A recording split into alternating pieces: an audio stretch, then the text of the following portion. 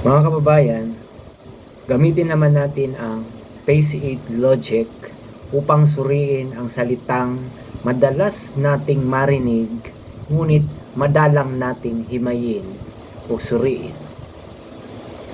Ang salitang banal.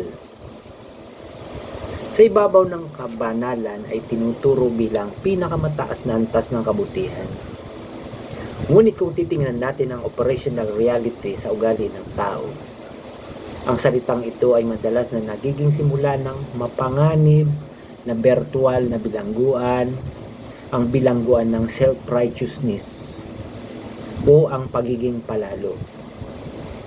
Kapag itinanim sa utak ng isang tao na siya ay banal, kumpara sa kanyang paligid, gumagawa siya ng isang mental na pader.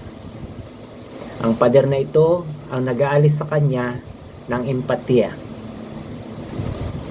Dito siya nagsisimulang maging palalo. Sarado ang isip sa pagsusuri at sa huli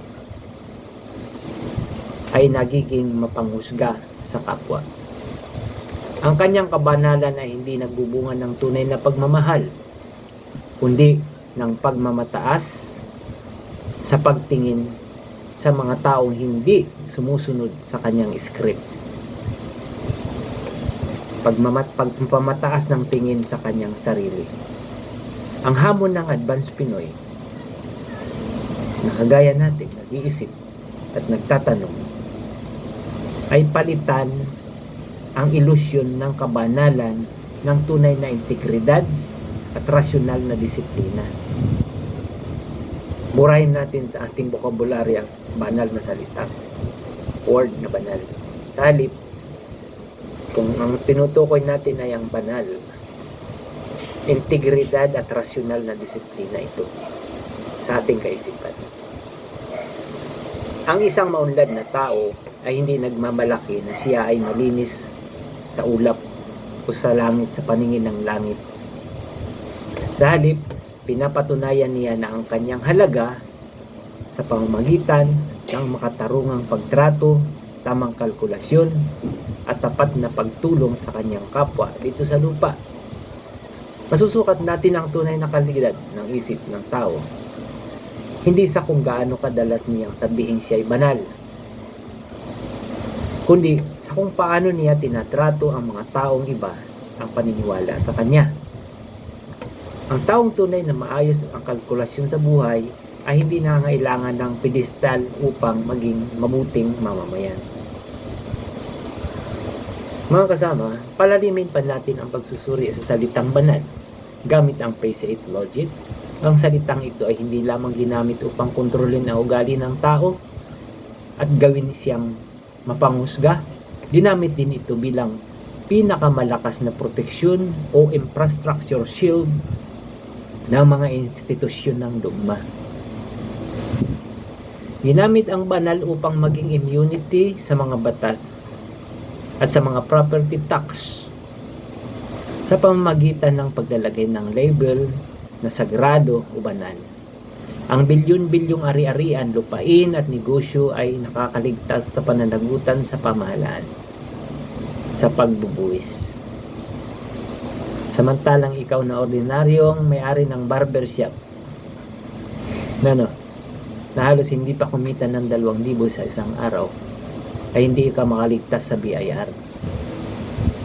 Ginamit ang salitang ito sa kasaysayan upang bigyang katarungan ang digmaan, pang-aalipin, at malalaking panlilinlang mula sa banal na tubig, banal na tinapay, banal na lupain, hanggang sa mga banal na seremonya.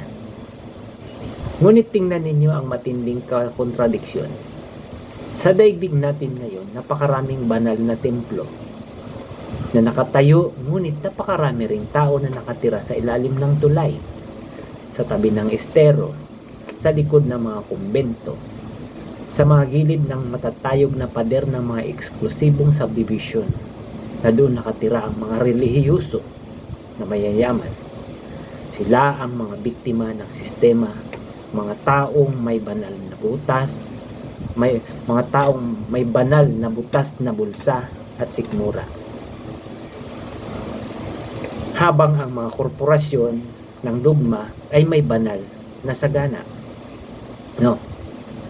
Ang hamon sa atin bilang mga advanced Pinoy na nag-iisip at nagsusuri ay ang magising sa realidad. Ang tunay na katarungan ay hindi matatagpuan sa pagpapatayo ng mga mararangyang templo at pag-iwas sa buwis gamit ang salitang banal.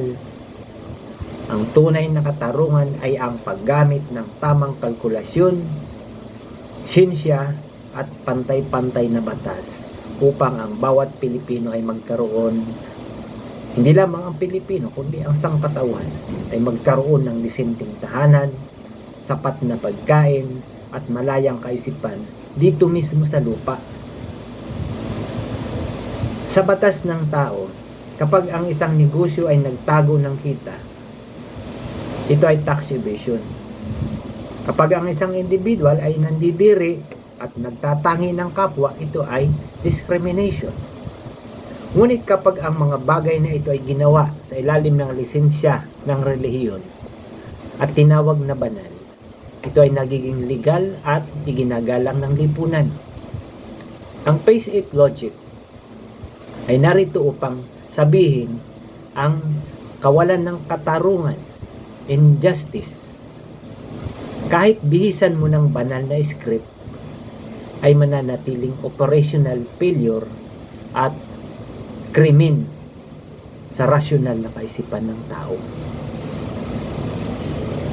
Yan po ang ating maikling pagtalakay tungkol sa banal na kinatatakutan ng ating budhi.